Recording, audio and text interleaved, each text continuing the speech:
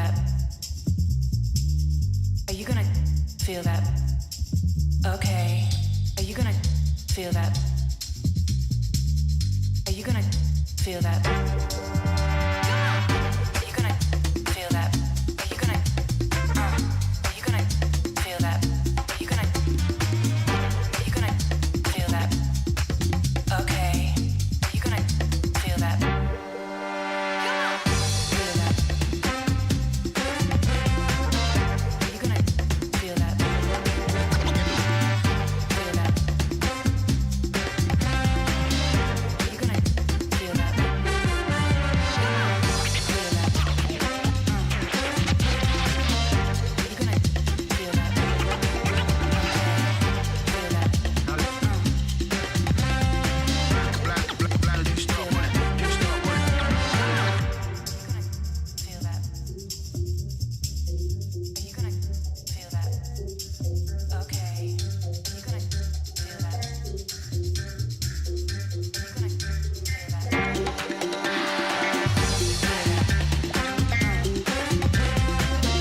you gonna feel that? Are you gonna feel that? Feel that. Are you gonna feel that? Are you gonna feel that? All right, what's up, everybody? We are back. The new season is in full effect. I am Scott Smokin Silz, coming to you from Chicago, along with Brad Baumruck. Hope you guys have had a great summer. Yeah, we still have some nice weather left, obviously, but it's the season has started and we're back into it. I mean, AAA is in full effect. High school is coming or started. I haven't had one of their games yet, but I know they're out there. So a lot going on, and it happens very quickly. Yeah, that would be your cue, Brad, to just sit there and nod. Or we lose you altogether. I didn't know what you wanted from me today. I'm a little out of sync. We haven't done this in a while. Yeah, it's definitely getting in the swing of things. Our calendar is quite full. A lot of our high school tournaments moved up, and we had some other new tournaments join the area. So I know referees are out skating. They'll be skating a lot this weekend. And then looks like the next weekend's already starting to look full. And then now as the leagues are adding games, it's really starting to get full. And that is without a lot of our leagues even having any games scheduled. So it's going to fill up real fast. Let's put it that way. Yeah, it's hard to believe. It happens so quickly, and it just comes at you full force. So it's good to be back, man. I mean, it's nice. I worked men's league all summer long. I've had enough of that. Thank you very much. But, it's really nice to get out there and work some youth games where you're actually skating and guys play hockey, and it's fun. I mean, I got a great workout last weekend. I worked 2 and 2 on Saturday and Sunday, or Friday and Saturday, and it was like, wow, I missed this. So, it's good to be back. I'm happy about it. The season is here. We're on a new day, everybody. We are on Wednesdays. And believe it or not, I mean, we'll probably, starting October, we'll go back to weekly. Right now, we're still kind of on the limited schedule. And one of the reasons is, I think next week, Brad and I are actually working 2 games together, something we haven't done in God knows how long. So we're out there next week. We're gonna attempt to do that. There's a slight issue with some meetings that have to be started, so I have to find some hosts for those. Oh, you're just bailing on me, is what you're telling me early. You're letting me down nice and easy. I'm not skating with you, Silz. I haven't gotten off yet. I just know that if I have to be on those meetings to get them started, unfortunately, we have a lot of housekeeping things with our programs that we run here through evaluations and mentoring, and then other programs that we have. So it's very busy, and a lot of things are going on, and a lot of programs are coming together. And unfortunately, sometimes we can't lay that all on our registrar, which I feel bad for him because he's been instrumental this year. Yeah, and I he's know been that a busy guy. That is the most thankless job you can get. I'm sorry. If you're going to be on the board, find something that doesn't require that much work and intensity, because hats off to him for taking that job, because he does a great job with it, and it is a lot of work. A lot of work. Oh, you have no idea. Between me, him, and the president, If it's not once, twice, 3, 10, 20, 30 times a day, we're talking about some sort of seminar right now. So, but we're almost done. Our window's almost over. So once we're done, we're done. And I'm pretty sure all the Illinois seminars are full. So if you do have, if you haven't taken your Illinois seminar, you don't have to take one in Illinois. You can take one anywhere around the country. There is no ICE required, but you could still attend our Illinois ICE session, which is listed on IHOA.com. We still have quite a few of those coming up. Those are free. You can come on out. You just have to pay your IHOA dues, which that is located on IHOA.com as well, and there's links in order how to register and pay your IHOA dues. And I'd like to remind everybody so that Anthony doesn't get any more emails. Yes, every single IHOA due says December 31st. Don't try and find a seminar that you're in. Just pay your due. Be done with it. And I'm in good standing now. I paid my dues. It's not that easy to find. Like you have to know what you're looking for. So there's a little confusion amongst moving around from site to site and all the stuff that's necessary. So if you get lost, hit Brad up and he'll be happy to help you out. Yeah, the other thing I want to let people know too that we've realized, there are people that are, I guess, unhappy that they haven't received their cards and crests, and they are under the assumption that they are completed. The only thing is USA Hockey is not going to issue your card and crest until you complete your safe sport for this season. So you have to complete that, even though it's good right now, say for another month, another 2 months, 3 months, whatever it is. You have to complete that in order to be complete, and they're not going to issue your card and crest to you until you get your safe sport done. But after you get that safe sport done, it takes about 3 to 5 days in order to get your card and crest. Okay, there you have it. Yeah, I know I got mine right away. I was surprised, but I've got a little bit of a new role this year too. I've never done this. I took an assistant coaching spot this year, so I'm crossing over to what they don't call the dark side and testing the waters there to see what it's all about. So I had to take a lot of stuff. I mean, their seminar is 2 days. It was over 9 hours for the 2 days, just for the seminar and the modules and everything else. It was actually a lot of work. I was very surprised, but it's totally different from what we have. As we look back on the stuff that we had as referees, it's totally different. It's pretty well done. And, some nice educational material, no doubt. So if you haven't done that, I'm sure some of you guys are coaches out there, you know what I'm talking about. And you've probably seen it, so you're like, yeah, we already know that too. But, as a referee coming over, I've not seen it that way, and I thought it was pretty cool. So anyway, that's, just a little update. We get new 2-1, right? We got two referee, one linesman system here in Illinois as a test program. That's something new for this year. If you're not aware of it, I'm going to let you explain that one, Brad. Yeah, so AHI, the affiliate, along in conjunction with IHOA, we were granted a test pilot to test pilot 2 referees, 1 linesperson throughout this season and next season with an open end if they're looking for more data. They can collect more data and request that we would run the program longer, but right now we're going to run it through these 2 seasons. Those games can only be assigned through AHI assigner. They cannot be reduced. So in other words, if you show up to a game and it is a 4 referee situation and only 3 guys show up, 4 official. Guess what? 4 official. I said referee. I didn't say. You only get 2 referees and 2 wrong. linesmen, 4 official. Okay. Well, anyways, but we're all referees technically. They're just assigned different jobs. But anywho, so if you do have a game where you show up and it's 4 official, there you feel better. 4 official. Thank you. You only have 3 referees show up. Guess what? You guys are gonna have to figure out who's gonna ref and line it. It goes to a traditional 1 and 2. That game is not authorized to be turned into a 2-1. There are only select contests that are being used, and they have to be prior approved. So it's only high school. It's not that system can't be used in any other, even as assigned.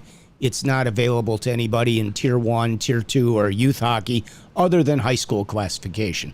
Varsity. High school varsity. Very good. Varsity. Yeah. JV, varsity. not a chance. Yeah. Yep. Well, is there any chance that during playoffs, because typically in state playoffs we go to 3 official system for JV.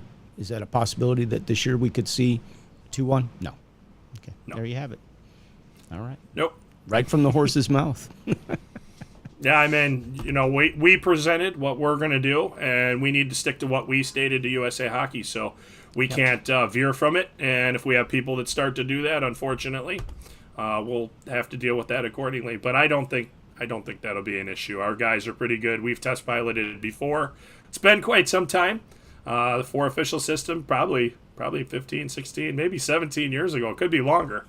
So, because I was a part of that test pilot, but as an official, and at that time, I was only lining games. So that's how long ago it was, pretty much, like in the varsity level, because I did do a lot of 1-2, but those were through the development program, and then also, I was doing tier 2 and stuff like that. But some of the high school stuff was a little different on how they scheduled it back then. Well, hats off to Pops and to Brett for all the work they put into that, teaching everybody that 2-1 system. They did a really good job. So, if you're not familiar with it and you're going to be working the 2-1, you had to attend a Zoom meeting.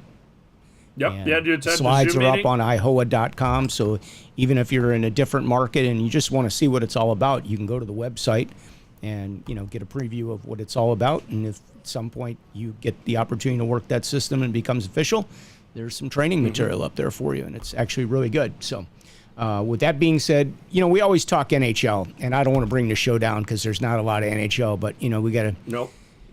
we have to mention Johnny Gaudreau and his brother, because that was really sad, and that's been a big thing. I know a lot of guys left hockey sticks out at their door over the weekend for in memory of those guys. Tragic situation. So not gonna dwell on that. I know a lot of people have already read about it, and our condolences go out to their families. We are talking today about the NCAA ACHA rules and the differences between USA Hockey and NCAA or ACHA. And Brad's kind of an expert on this. If not, I'm going to make him the expert. And so, actually, the brand new rule book is out for NCAA. Yep. So there are a lot of changes, and I think we will try within the next 24 hours. This show always goes up to YouTube, and you can go back and review it. Maybe we could put a link to the PDF so everybody could download it from there. Is that okay to do? Yeah, you could do that. Yeah, I think we can do that. Because it's free. The NCAA provides it for free. They won't provide you with a paper copy. You can purchase one, but they do provide the PDF. And you know what? If you're somebody that's technologically advanced and you know how to use Control F, it'd be a good thing if you want to just zip through and find stuff. Yeah.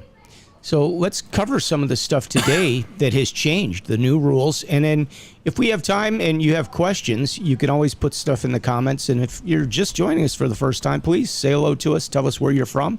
Love to hear from you. And then beyond that, if you have any questions, throw them in the comments as well. We'll try to answer as many as we can. And then I guess we should try to cover the differences between USA Hockey and NCAA or ACHA rules to break it down for everybody. I think that would be very cool. And I know you're really good at that, Brad, so I'm going to let you pretty much run the presentation at this point. Yeah, so the one thing would be is all penalty selections. They do have a minor except for contact to the head. So you can call a minor, standalone major, 5-game, or a disqualification, which disqualification is an odd rule that comes with college hockey. A disqualification is the removal of that player for the remainder of that game, and then they are automatically assessed a game suspension after that, but it's progressive. So their first one is 1 game. Their second one, they get removed for the game, and then it's 2 games. Their third one, they're removed for the game, and then 3 games, and so on and so forth. So they do that in order to keep players from misbehaving, because once you start getting into that 4-game phase, you've already missed 1, 2, 3, 4, 5, 6 games, plus then you got 4 more. So you've already missed a good amount of the college season, so they don't want to have that in their game. And you know what? A lot of young athletes are coming out of there, moving up to the NHL, or other ranks in pro hockey. So they just don't want that, and I understand that 100%. But yeah, all the penalties do have a minor, except for head contact, minor, and while also hitting from behind into the goal frame or the end boards. Excuse me. That could be those would start off at 5-game or DQ, head contact also as well, 5-game DQ. But they did add back in a minor penalty for head contact, which was incidental to the hit. But I don't want to go into that too much because I would suggest that people go read that rule. Because it is quite in depth with how they wrote it, and I would say experience it yourself, learn it, because it's going to be one that I think is going to a lot of officials are going to be able to utilize when there are hits that could go either way, and you're going to need to know what the NCAA is looking for.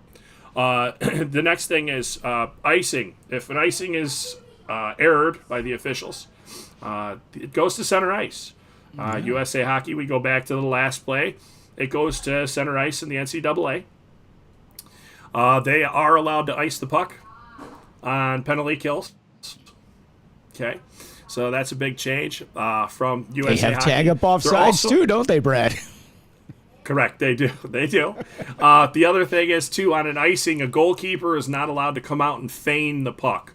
So they can't come out and fake that they're going to play it. They have to stay in their goalkeeper position. They are allowed to play goal. So if they're sliding from side to side to play goal, that's not them feigning to leave. Right. If they do feign to leave and come out, the second they leave that crease, the icing is nullified. The front lines person should be well-versed in watching the goaltender as well as the puck and the players coming down the ice, which can be a challenge. The other thing, by the way, icing, it's hybrid. It's hybrid icing. If you guys didn't know that, or everybody watching the show, you need to know it's hybrid. Yeah. So hybrid icing, though, which I was going to get to after the part that I was going to go to, but we'll go to hybrid icing since you're jumping ahead. But that's okay. Hybrid icing. So if you can remember back to the late early 2000s, we used to play a thing called center line offsides.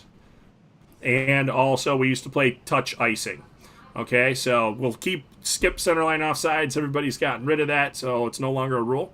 But icing went from touch icing. So what the point of that is when the puck was shot down from behind your defending center line, it would go down, and the defenseman has to touch the puck before the offenseman. So it would be a race down the ice, and you have these guys flying, and unfortunately some players would take advantage of that. They'd hit guys in the top of the pants. They'd hit them just below, like into the buttocks region, and cause them to spin out, which would cause their feet to go into the boards violently. They'd break legs, they'd end careers, they'd have all kinds of stuff. So unfortunately, they removed that. So in USA Hockey, they came up with the rule of, they called it originally touchless touch ice. That's originally what they called it. So it's now called hybrid icing, which I think is a much better name, but we test piloted it in a couple of the junior leagues, and we found out it worked well. But what it is the puck is shot down behind the opposing team's center line, right? It's a race. Now, there's two things to consider in this race. The race is to the dots, yes, but you should be already pretty much making your decision once the puck reaches the top of that circle. You should be really thinking about, is it going to be an ice or not an ice? Because those guys are coming down, and they're coming down fast. But it's a race not only to the dots, it's a race to which player can touch the puck first. So if the puck is in, if we're coming down the right, so if you visualize a rink, we're coming down the right boards, and the puck is shot in the left corner. If we're coming down and the one guy just skates straight down and goes to the dots, but the other guy takes the long way, and he's going to go over and touch it first physically if he was racing to touch it, that's how you would determine the icing in that point. Now, make sure the puck crosses the goal line, okay? It happens quite a bit, and it happens to the best of some guys. So if it happens, it's an errant icing. You know where it goes. Center ice. It goes to center ice.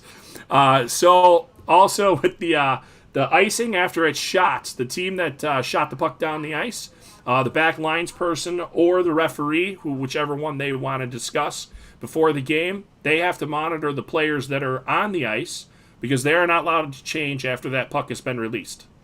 So if they do change, you have to chase those players back off the bench, which Some of those teams are very sneaky. They're good. The guy will get in there and he'll sit down behind everybody, and you got to go like move the crowd and fish him out. But if you can get it real fast, it does become a Yeah, you better say that over because you're freezing. You just froze up there, buddy. So you better say that all over again. And you're frozen stop up streaming again. in 4K. Stop streaming in 4K with your camera, and this wouldn't be a problem. Yeah, I'll say that over again. YouTube likes us at 4K. Yeah, well, I don't care what YouTube likes. It doesn't work. You're in Kentucky practically. That's why you don't have any internet service. I have no problems at work. I only have problems when I get on here with you. So, anyway, so when the puck is shot down, the back linesperson or the back referee, you need to discuss that before the game. Those players are not allowed to change after that puck has been released.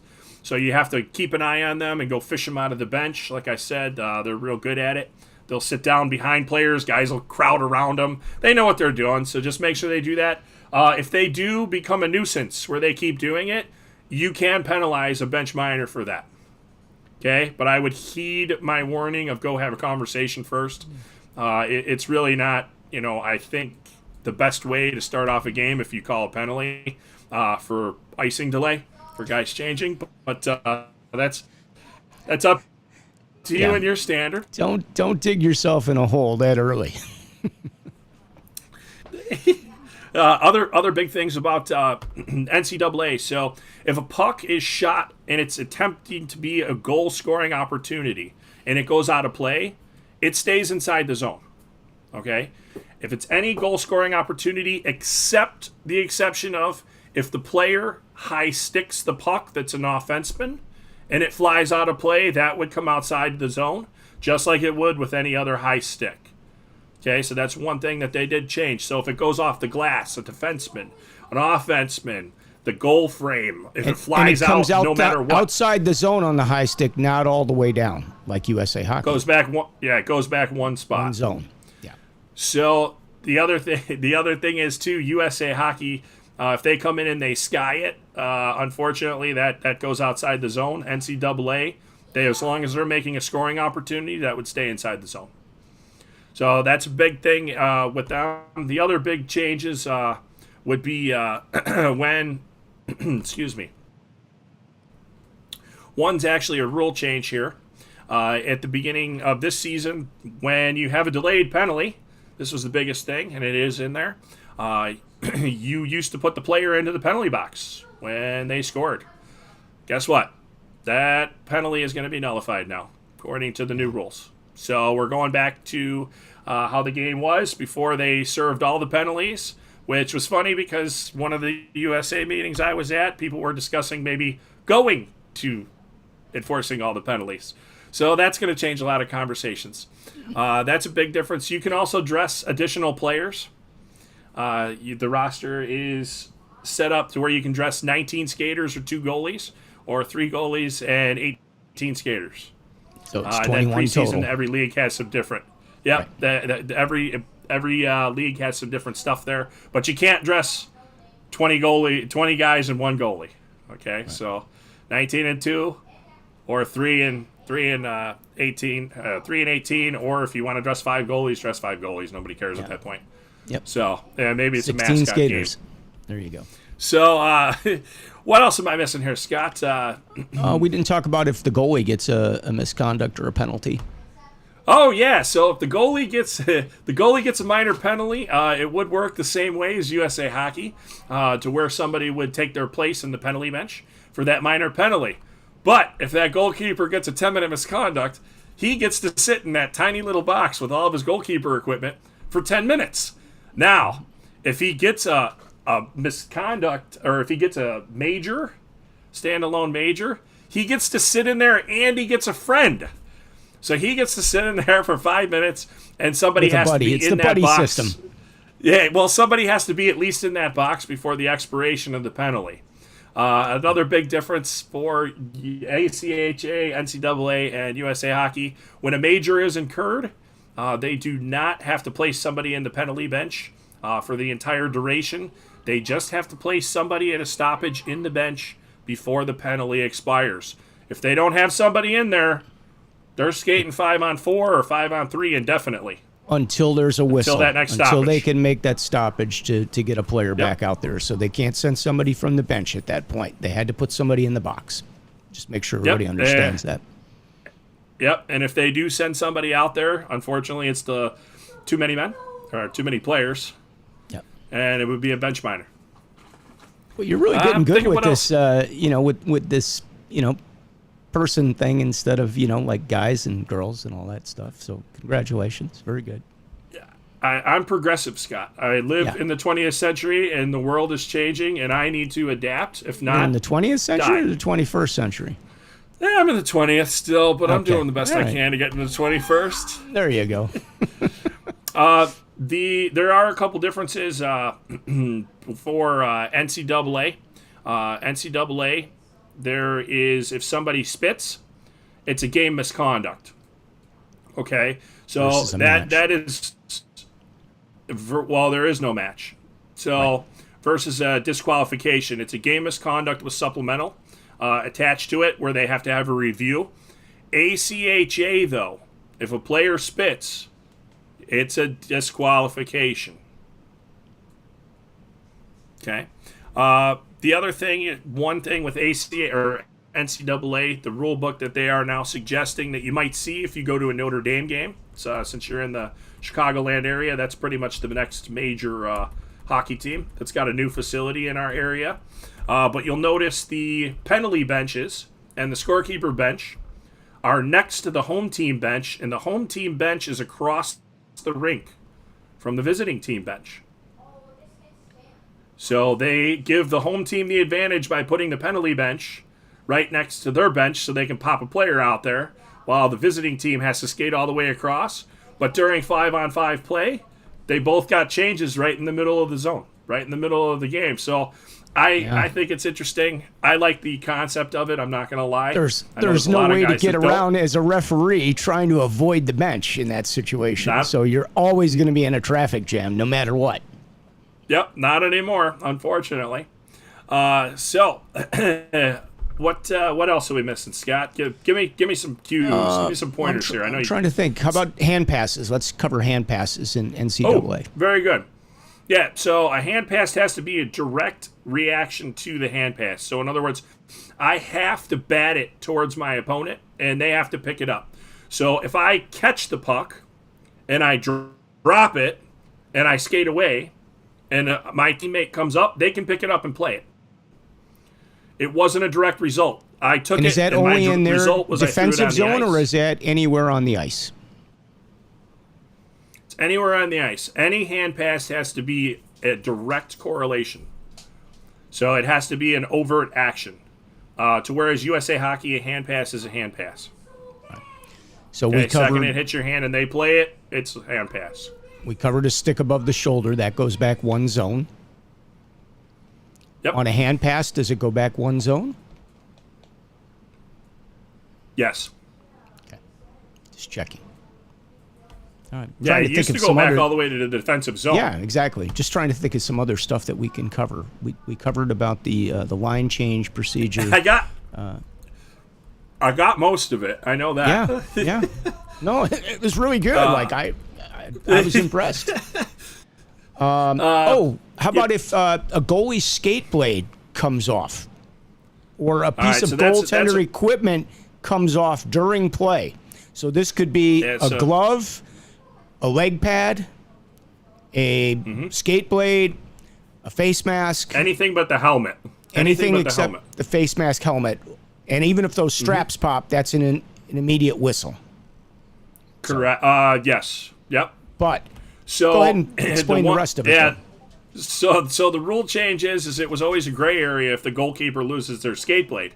Do you stop play for that goalkeeper? For me, coming from where I am, I'm not stopping play for anybody else on the ice that loses a blade.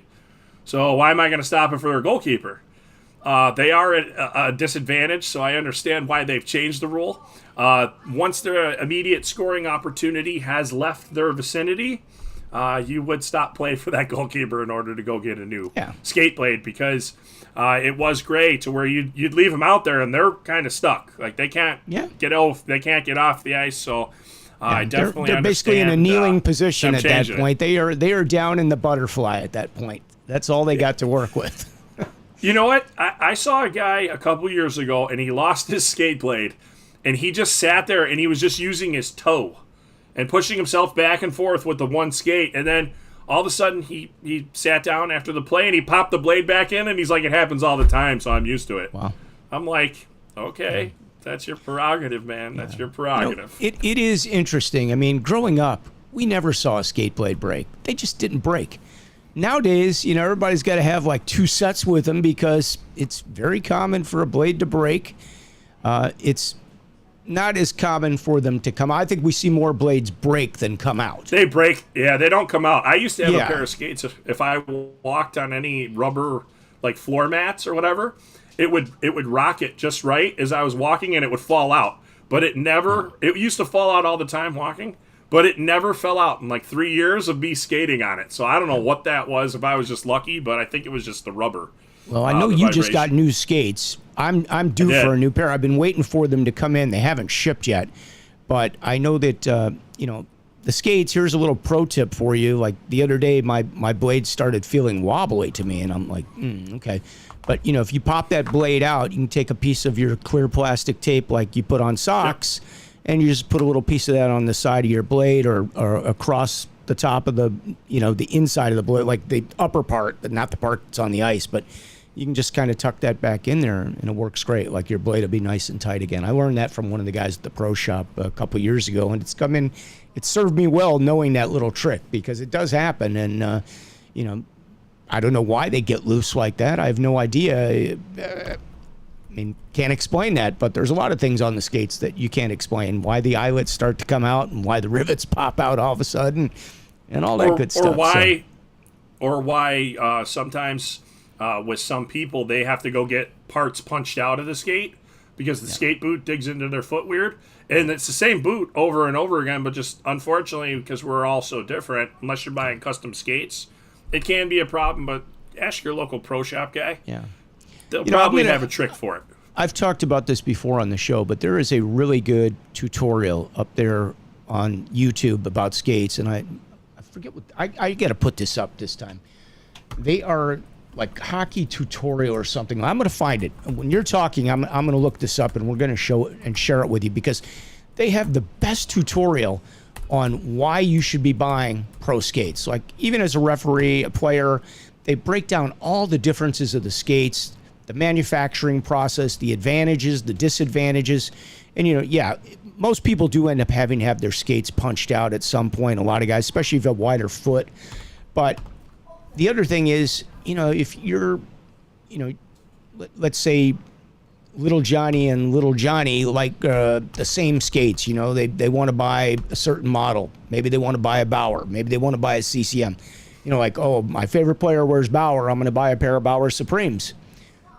That may not be the answer for you because, your feet are not the same as one another's. You both got different style feet.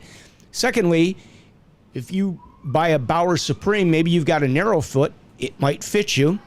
Whereas if you have a wider foot, you may need to go to like a Bauer Vapor or, a CCM Tack. It may fit you better. So really you need to have somebody like look at your feet and measure them and try some different skates. Don't just go in there with the mindset, oh yeah, Bauer Supreme's a great skate. And Bauer Supreme is a great skate, but it's really about how the fit is for you and what your foot is like.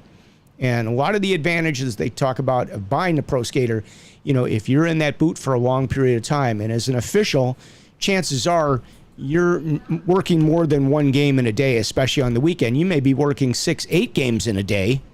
Eight not for everybody, but working 3 or 4 games in a day is pretty much the norm on the weekend, I think, for most of the officials that do this regularly. So, you're talking about maybe being in those boots for six hours. That's a lot of time on those skates, and that is one of the reasons why a pro skate will serve you better. You will have to work. The work of skating is not as difficult.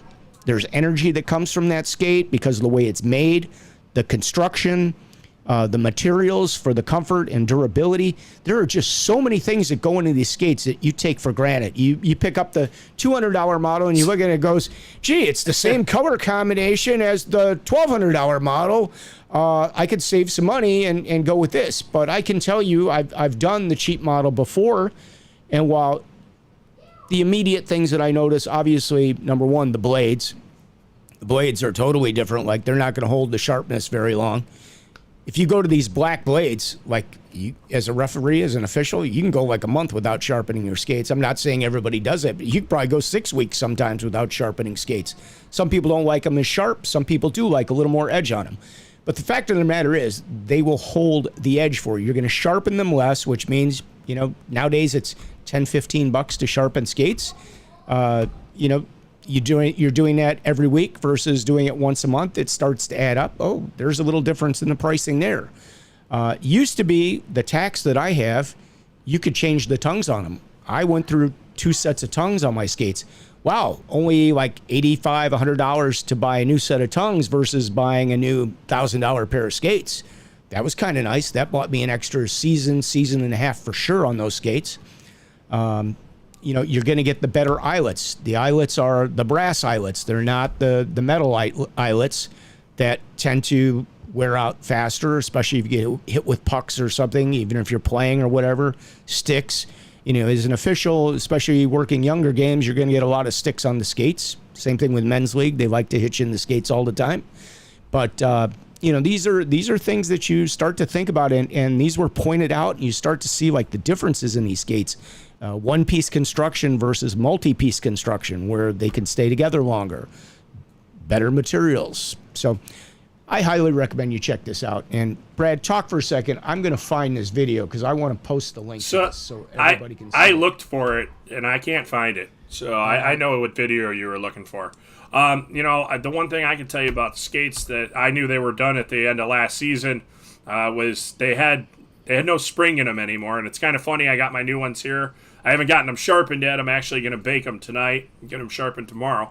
But I noticed immediately just putting them on and having them in my house that the boot is, you know, stiff again like it should be. And I'm like, boy, I've been skating on those other ones way too long. So definitely a big thing to keep it. And you know what? I would also always carry a sweet stick with you because there are things that do happen. To where, you know, you're walking through a rink and you may be your first time there and, oh, they ran electrical conduit across the floor. Now, how that's code, I have no idea, but it's there. And guess what? You just stepped on it.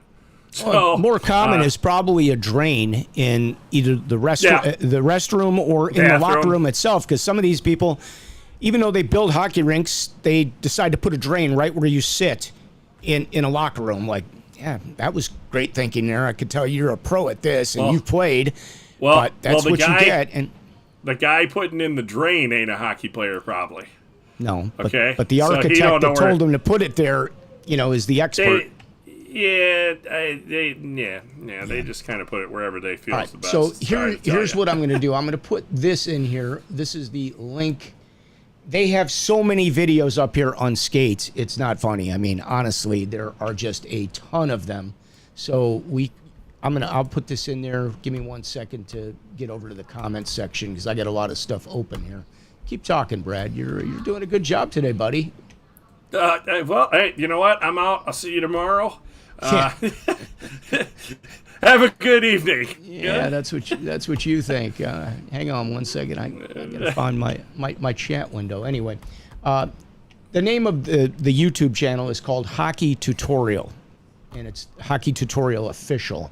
Just so you know, they're guys out of England or somewhere over across the pond. Hard to believe that they are that adamant hockey players, but they have video after video after video, like the comparison of all the skates, and spend a little time up there. They do a great job. Even if you're a player and you're looking for sticks or equipment, pretty cool what they've come up with, and that they know their stuff. So I really got to give them some credit for that. And if you really watch, they go through like factories and stuff like that, and you know they have the people that are actually they're designing the skate talk about it in some of it. So it is definitely worth a watch, especially if you're looking to get new skates. I already dropped my money, so I'm looking forward to wearing them. Scott was giving me a hard time the other day because he's like, well, what are you going to wear them to, like a couple men's league games or whatever? And I'm like, well, this weekend I got 2 high school games, and then next weekend I got three high school games, and he's like, you're gonna just wear them like that, and I'm like, well, okay, you're a lot of the times crazy. I just take them okay, out. I'm gonna tell you right now, point blank, and everybody watching the show that does this knows you're nuts. Okay, because Brad doesn't wear socks in his skates to begin with. Okay, I got no problem with that. That I totally get, but I can't see putting on new skates, going out and working CCM weekend and doing 6 games a day in brand new skates CCM with weekend. no socks on them. I've done that. And I'm years. sorry. Okay, you're nuts. He's certifiable, people. That's all. That's all I can say. Our referee in chief, Ricky himself, is certifiable. And I mean that with all due respect, boss. When you're working, when you're working 15 games in 3 days. Okay, let me tell you something. My feet are going to hurt no matter what. And you know what? I did it one year because I was like, you know what? I'm going to wear these like the first 3 games. Then I'm going to put the other ones on. Then I'm going to wear them again in the morning for the next 3. And then I'm going to put the other ones on. And what happened was I wore them in the morning. And let me tell you, my first game was a referee spot. And because the tongue was so stiff, I couldn't get my knee bend, right, to get going down the ice. So I was disappointed in myself. I was upset. So in the afternoon, I put the older ones on and I started tying them, and I realized how the boot was and how dead it was. And I'm like, you know what? We're just going back to the other ones. And I just kept putting them on. And my partner that I referee with the whole time, that's in town from St. Louis, is like, you're nuts, man. You're gonna die. And I'm like, nah. So, but I've done it 3 times. And I keep think the a pair last of 3 pairs of skates. skates I've had. I keep a pair of skates in the trunk of the car just in case something bad happens, or I've got a pair of skates. I don't have to go to a rental room and try to take a pair of skates out of skate rental. That would not be pretty. Okay, but the fact of the matter is, if you switch out your skates, if I've been skating on this pair I think for like 3 years probably. If I had to go put the other skates on, man, that first 15 minutes is going to feel really, really awkward with the angle of the blade being different and the skate and everything. Yeah, I'm going to be ginger out there for about 15 or 20 minutes, and then it'll all be like, it's fine. Everything's good. Putting on new skates, brand new, like they are stiff. They are, you have no motion. You have no speed. It's like all you can do is just kind of, until they get broken in. And after like 2 games, you're pretty much like, they're pretty good now. Even after a game. I think the hardest part about a new skate is skating backwards when you first get them. Yeah, because they're so stiff. Yeah. And now I'm and as we've transitioned to the 4 official system, it's kind of like, about 70% of the whole game you're skating backwards. I'm like, now I'm rethinking putting these on this weekend. Yeah, but for sure. Me, I'm a little out there, so $10 says I do. I'll let everybody know after the well, you know what? Next We're thing. working 2 games next week. Why don't you put them on for the first two games you do? You can wear them with me, and we'll see how that works out for you. Then I can next week report back. Is it next week? Next 18th. Wednesday? Oh, okay. So it's 2 weeks. So don't wear them. 2 weeks. Just save them. Save them. Nah, I'll probably be wearing them. I mean, the interesting part was when we were talking on the phone, I was blacking out my helmet because I got a new helmet. So I'm putting the electrical tape on there, and boy, they really made stickers. They come right off nowadays. I didn't need a heat gun or anything. It just right off, right? Yeah, I mean, if they put good stickers on there that are like metallic, they'll come off really easily. It's those paper stickers with the glue that are the worst because the glue stays on, the paper stays on, and then, even if you do your best, you're still going to have some gunk on your helmet that just doesn't look good. That you'll never get off. It like scratches the finish on it in the process. So that drives me crazy. I wish the manufacturers would get with the picture on the new that. ones. The one that I had, I'm telling you, the helmet that I just got came right off. That's why the helmet was $257 probably. That's what it is, the stickers. See, I knew it was something. You paid for the better sticker. You got the better stickers, You got the same padding, but the better stickers. That other helmet would have been only $99, but you would have struggled getting the stickers off of it. Now if you buy the $600 helmet, Then they come and they take the stickers off for you. They send the guy over to your house and does it for you. So you mean like Rolls Royce when? Yeah, exactly. When you have a Rolls Royce and they send the guy to service it. The more interesting part was I've had my visor now since I was 24, and it's gone through multiple helmets, multiple things.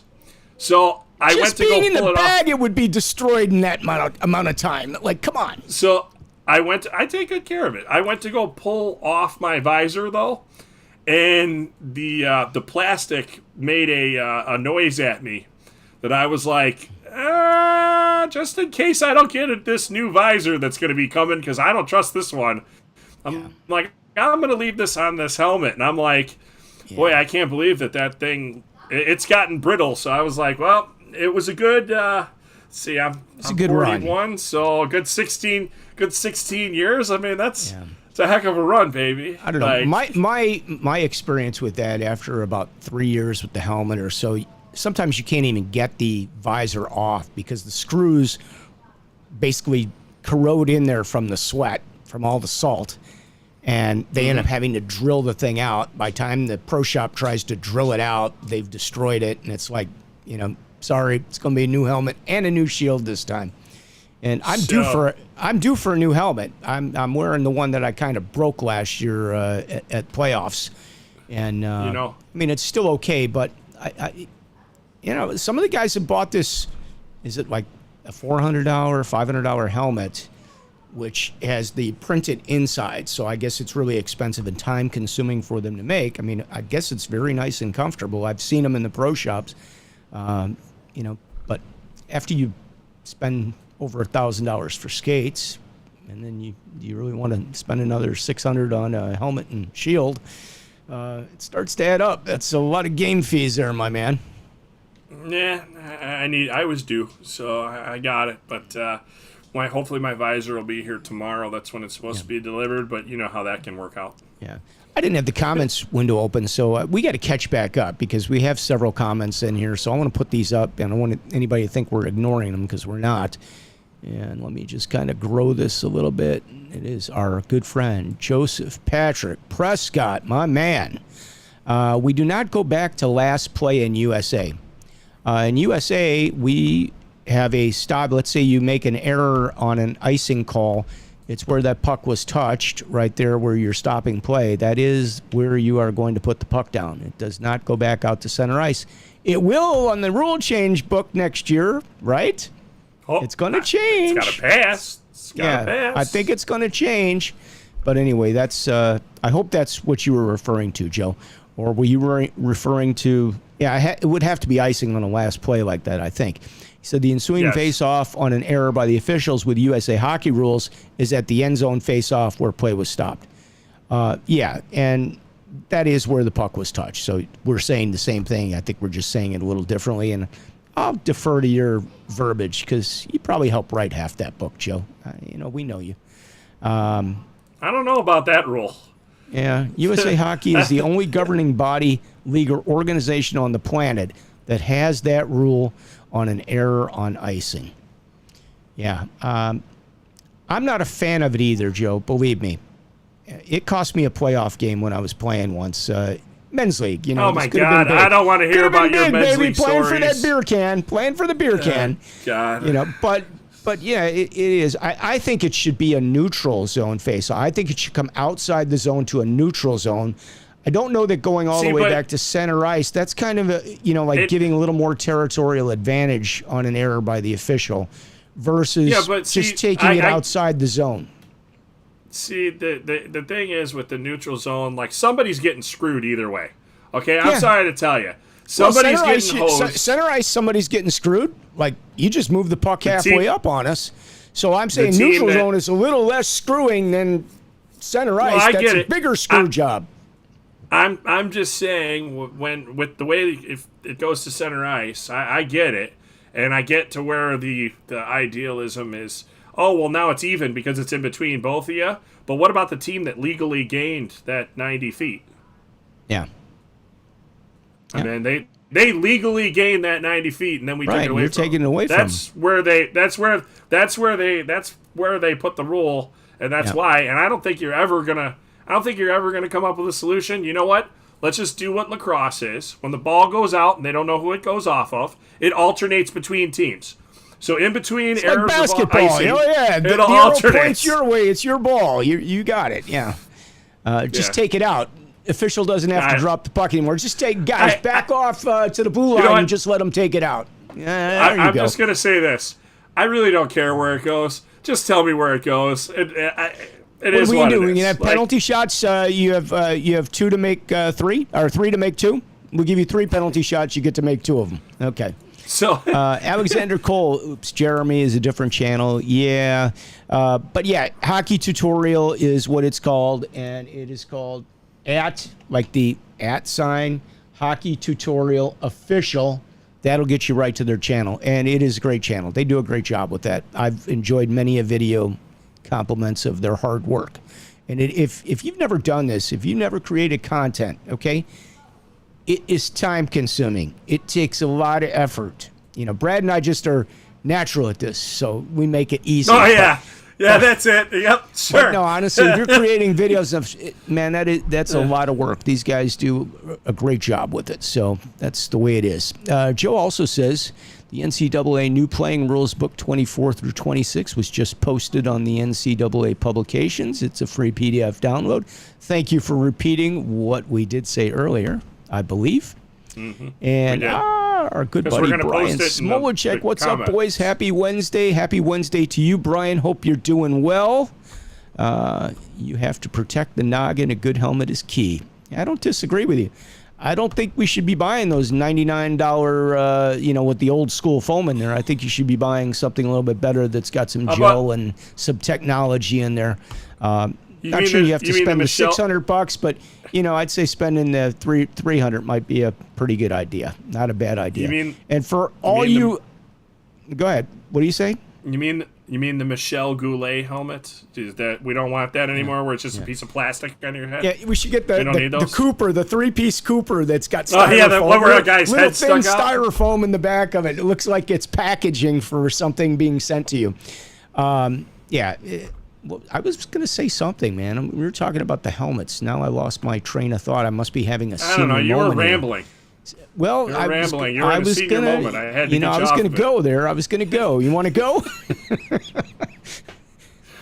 Oh, man. Anyway, let's see. Joe says, sadly, in case you did not hear, Bob Scott Sr. passed away on Sunday. I'm not sure if I know who Bob Scott was. That may be during my time, but before my time, if you know what I mean. So condolences to him. Brian, of course, with the Protect the Noggin. Absolutely. Trying to think if there's anything else. I mean, like these helmets, they're, would you want to say the manufacturer, the one you bought? No. Okay. There's only, there's only a handful of manufacturers anyway. They're going to send me a check? No, definitely not. Well, and guess what? Nobody's gonna know because it's already blacked out. It's already blacked out. It's already gone. Huh? And I threw away the box. If everybody watching doesn't know how you black out a helmet, because if you ever work like a USA Hockey, like a national tournament, or you work some of the leagues, they may have a sponsor, they may not. They may not want sponsors' logos to show. So you have the stuff on the side of your helmet. You have stuff in the front. A piece of electrical tape blends very nicely with that black. You can't see it. Cut it nice. Make it look good. I wear the logos on my helmet. I'm not working those tournaments, so I'll continue to promote what I'm promoting, I guess. Well, we were talking about the skates, though, actually, and I didn't get to comment one other thing on the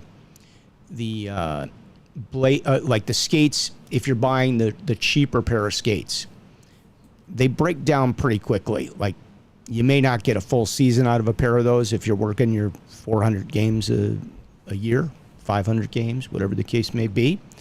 They're going to feel like a pair of, I don't want to say Converse gym shoes, because I'm not knocking Converse gym shoes because I like them. But they're going to feel like a pair of Chuck Taylors in terms of there's going to be absolutely no support left in those skates. You're going to skate backwards somewhere, and all of a sudden you're going to tweak your ankle, and you're not even like in play. It just like happens because there's just no support at that point. So that's another reason to buy the better skates. I really do believe it. And I know what I was going to say. We're talking about the helmet. For all you officials, a lot of you younger officials that think you're invincible, that go out there with no equipment on, no elbow pads, no shin pads, no cup. All you do is put your helmet and your sweater on and your skates, and you're ready to go in 60 seconds. You're also crazy, because bad idea.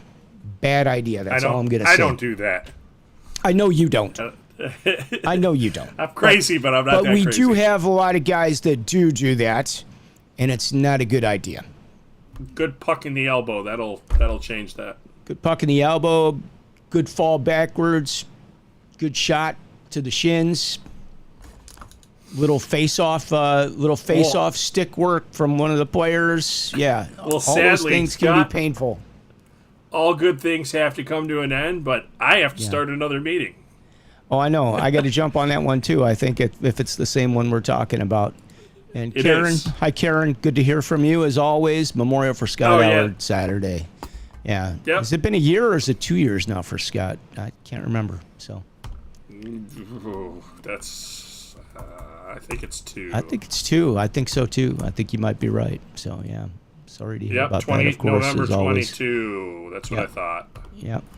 So. All right. Well, enjoy the nice weather, everybody. We're getting a little taste of our Indian summer now, which is going on. So, Well, there's more 90-degree days in September, and it's because the corn dries out and it releases all the moisture into the air, which causes it to be hotter. And you are just filled with all these wonderful tips, man. You should really go on Jeopardy, because the one you gave me last night, Oh, go ahead, tell that one. It's a good one. Okay, yeah, this is a good one. Now, you want a good tip? It's embarrassing too. This is a great tip, because we've been playing golf, and we got eaten alive at the golf course by those little tiny black bugs that are the mites that live off the cicadas. And I think we had, like, each of us must have had 6 or 8 of those, and they itch for days and days and days.